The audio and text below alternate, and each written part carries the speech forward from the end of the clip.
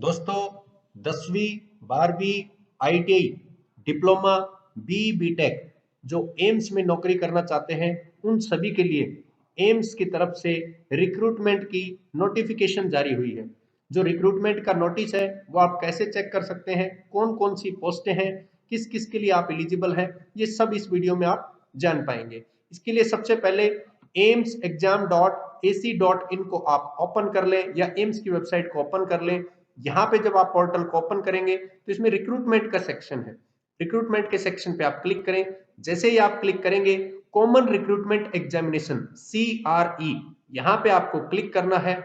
Click जब करेंगे एक नया इंटरफेस आपके सामने ओपन होगा, एक नया पेज आपके सामने इंटरफेस आएगा जो कि ऑल इंडिया इंस्टीट्यूट का रहेगा, एम्स का रहेगा। यहाँ कॉमन रिक्रूटमेंट एग्जामिनेशन पे जाना है जो कि लाइव एडवर्टीजमेंट है। इस पे आप जैसे क्लिक करेंगे तो ये देखिए दोस्तों, common recruitment examination CRE 2024 notice number 171/2025।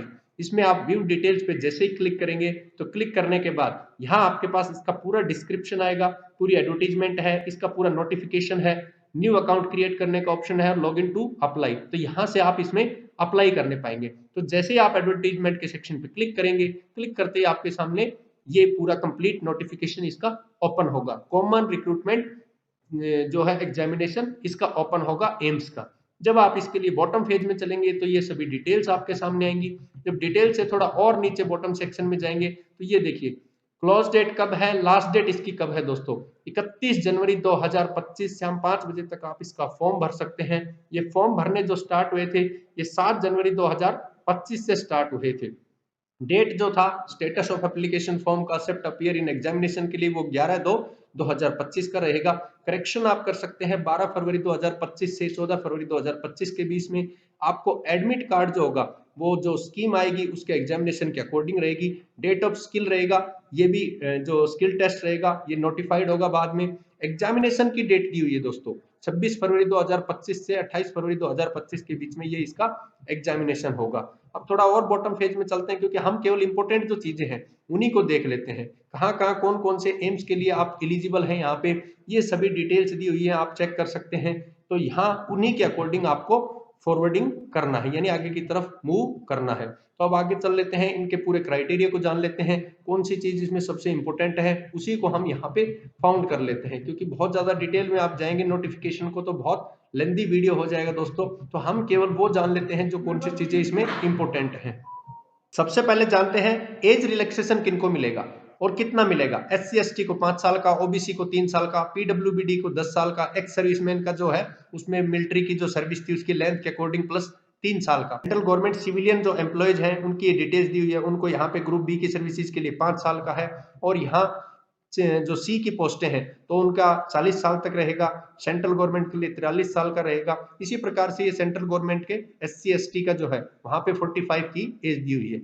Group C की जो पोस्ट है उसमें और भी रिजर्वेशन दिया हुआ है, जिसमें अनरिजर्व जनरल जो जम्मू एंड कश्मीर का रहेगा वहां का जो डोमोसाइल्ड उसको 5 साल का। इसी प्रकार से डोमोसाइल्ड जो ऑर्डिनरी OBC का उसको 8 साल का, SC ST को 10 साल का। और यहाँ पे विडोज डाइवोर्स के लिए भी वुमेन जो है उनके लिए भी 35 साल तक की एज का। और इसी प्रकार OBC को 38 का और SC ST 40 का, जिसमें विडो वुमेन जो डाइवोर्स्ड वुमेन है उनके लिए। तो ये सभी आपको जो अलग से है, जो डिसेबिलिटी पर्सन है डिफेंस में उनको 5 साल का। इसी प्रकार से OBC के जो डिफेंस्ड वो तो अनरिजर्व का था 8 साल का, ये SC ST में 10 साल का। Service colours in the last year of their colour service in the armed forces उनके लिए रिजर्व, इसमें अनरिजर्व और जनरल के लिए 45। इसी प्रकार से OBC के लिए 48 साल और SC ST के लिए 50 साल। तो ये कंप्लीट आपको रिजर्वेशन के अकॉर्डिंग दिया हुआ है कि कौन कौन से को कहाँ का रिजर्वेशन का बेनिफिट मिलेगा एज के अकॉर्डिंग। अब चलते हैं बॉटम फेज में दोस्तों, और इंपॉर्टेंट चीजें इसकी जान लेते हैं क्योंकि हमें केवल यहाँ पे इंपॉर्टेंट चीजों पे फोकस करना है, दूसरी चीजों पे कम फोकस करना है। नेक्स्ट है एप्लीकेशन की फीस कितनी रहेगी। जनरल OBC कैंडिडेट्स के लिए यहाँ 3000 फीस थोड़ी ज्यादा है दोस्तों। तो जनरल OBC कैंडिडेट्स के लिए 3000, SC ST जो कैंडिडेट्स हैं EWS हैं उनके लिए 2400, और जो पर्सन डिसेबिलिटी के साथ में उनकी फीस एग्जेम्प्टेड है। एग्जामिनेशन सेंटर की बात करें तो वो सभी जितने भी मेजर स्टेट हैं उनमें या कोई भी UT जो है तो वहां पे आपका आ सकता है। एडमिट कार्ड जो है वो आपका 3 दिन पहले आएगा, जो एग्जामिनेशन की जो डेट है उसके अकॉर्डिंग 3 दिन पहले ही आपको यहाँ पे ये एडमिट कार्ड मिलेगा। इसके बाद नेक्स्ट चलते हैं दोस्तों, अगली इंपॉर्टेंट चीज क्या है, कंप्यूटर बेस्ड एग्जाम। आपका पैटर्न कैसा रहेगा, स्कीम कैसी रहेगी, सिलेबस कैसा रहेगा। एग्जामिनेशन का जो ड्यूरेशन रहेगा वो 90 मिनट्स का रहेगा। 100 MCQ क्वेश्चन आएंगे, 400 नंबर का पेपर होगा आपका, और हर एक जो क्वेश्चन होगा वो 4 नंबर का रहेगा। 25 इसमें MCQ जो क्वेश्चन आएंगे वो जनरल नॉलेज एप्टीट्यूड के रहेंगे। नॉलेज जो कंप्यूटर की रहेगी उस पे आएंगे।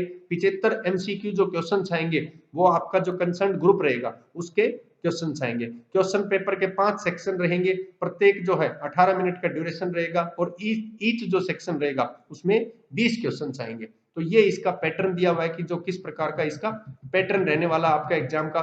मीडियम जो एग्जामिनेशन का रहेगा वो हिंदी और इंग्लिश 10th मेट्रिकुलेशन यानी, और 10+2 के लिए और 10वीं के लिए दोनों में हिंदी और इंग्लिश मीडियम में रहेगा।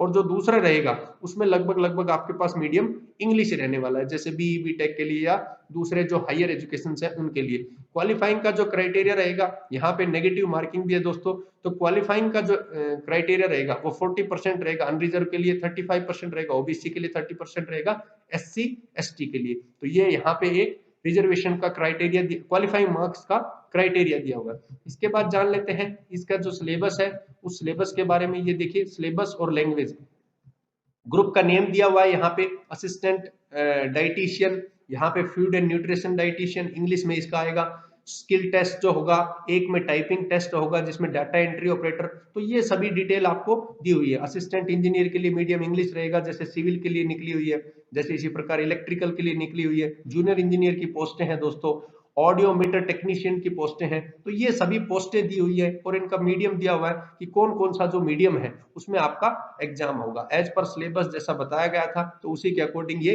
चलेगा। इनमें हिंदी और इंग्लिश आएगी दोनों, जो है आपके पास हिंदी और इंग्लिश दोनों मीडियम रहेंगे, किसी में इंग्लिश रहेगा। मैक्सिमम जो 10th 12th के हैं उनमें आपको हिंदी इंग्लिश दोनों में आपका पेपर आएगा। बाकी सब में जो अपर पोस्ट हैं उन सभी में आपका मीडियम मैक्सिमम इंग्लिश रहेगा। तो ये सभी कंप्लीट डिटेल्स आपकी दी हुई है। योगा इंस्ट्रक्टर की पोस्टें हैं, जिसमें योगा आपका जो है डिप्लोमा मैंडेटरी है, लेकिन इंग्लिश में ही उसका एग्जाम होगा। ये देखते रहिए दोस्तों, ये सभी डिटेल आपके सामने है, इनको आप अच्छे से पढ़ लेना, अच्छे से देख लेना, इनको प्रॉपर ढंग से।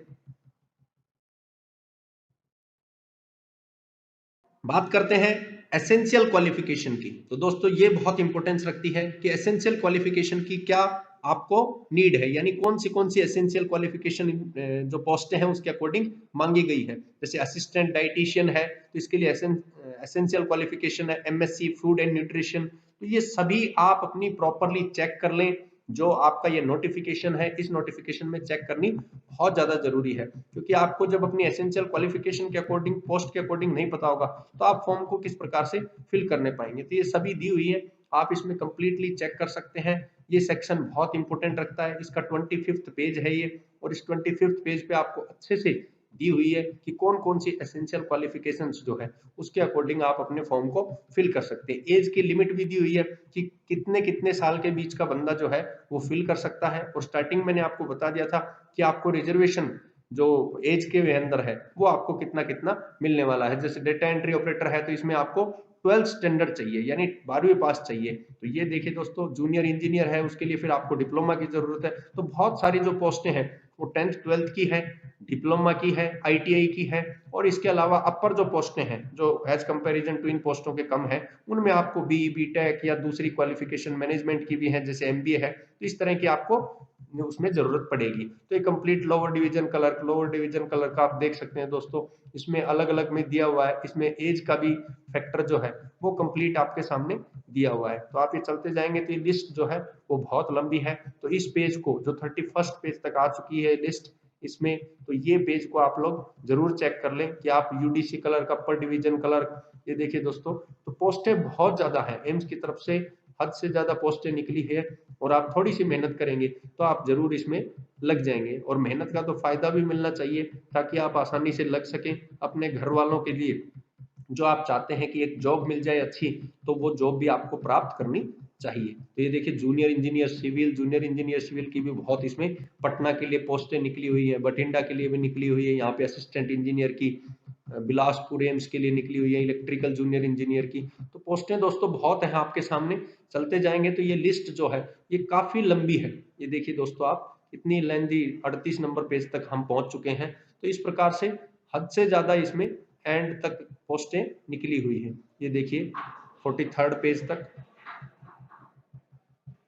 इस नोटिफिकेशन के पेज नंबर 163 से आप जो पोस्ट है वो कैटेगरी वाइज वैकेंसी चेक कर सकते हैं कि कौन कौन से एम्स में कहां कहां पे कितनी पोस्टें हैं। जैसे सबसे पहले असिस्टेंट डाइटिशियन एम्स नागपुर में, ये देखिए यहाँ पे दोस्तों पोस्ट दी हुई है, जनरल की एक, यहाँ पे टोटल यानी टोटल इसकी एक पोस्ट है। इसी प्रकार एम्स न्यू दिल्ली में टोटल जो पोस्टें हैं वो यहाँ पे 6 हैं। तो इस प्रकार से आप टोटल पोस्टें पेज नंबर 163 से चेक कर सकते हैं, ये सभी पोस्टें दी हुई है। तो कंटिन्यूस आप सीक्वेंस में चलते जाएंगे तो टोटल जो पोस्टों तक का जो पेज है लास्ट, वो यहाँ पे एंड सेक्शन हम चल रहे हैं लगातार दोस्तों, क्योंकि बहुत सारी पोस्टें हैं इसीलिए ये थोड़ा सा वीडियो लंबा भी हो रहा है, क्योंकि जो पोस्टों के बारे में बताया जा रहा है तो आप भी अच्छे से इनको चेक कर सकते हैं, क्योंकि आपको जरूर पता होना चाहिए कि कहाँ पे कितनी पोस्टें हैं और कौन सी कैटेगरी में टोटल नंबर ऑफ जो पोस्टें हैं वो यहाँ पे कितनी है। तो ये देखिए दोस्तों, ये पेज लास्ट 188 तक हम पहुंचे हैं। तो 188 जो पेज है इस तक कंप्लीट डिटेल आपको दी हुई है।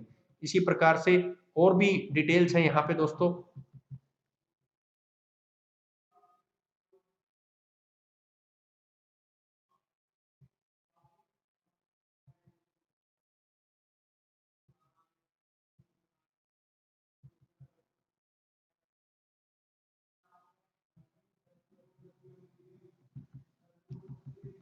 तो पेज नंबर 198 198 पेज तक ये कंप्लीटली डिटेल दी हुई है। तो 198 नंबर पेज तक आप चेक कर सकते हैं। ये एज रिलैक्सेशन का भी इसमें दिया हुआ है, एक एनेक्स्चर 4 जो है ये एज रिलैक्सेशन के भी लिए भी दिया हुआ है, तो इसको भी आप चेक कर सकते हैं। तो प्रॉपरली अपने ढंग से इसको चेक करें। चेक करने के बाद ही फाइनली आप अपने फॉर्म को फिल करें। बिना चेक करे फॉर्म को फिल ना करें, नहीं तो आपको फिर बाद में प्रॉब्लम्स आने वाली है। इसलिए इन प्रॉब्लम्स को हटा करके साइड में और आप अच्छे से इसको पढ़ लें। और जैसा मैंने आपको बताया कहाँ कहाँ पे कौन सी पोस्ट है, उन पेज को आप जरूर देखें और इसके बाद ही कंप्लीटली आप अपने फॉर्म को फिल कर दें। किसी प्रकार की फिर भी आपको कोई कॉन्टेक्ट इन्फॉर्मेशन चाहिए, कोई प्रॉब्लम आती है, तो टोल फ्री नंबर जारी किया हुआ है 1800117898।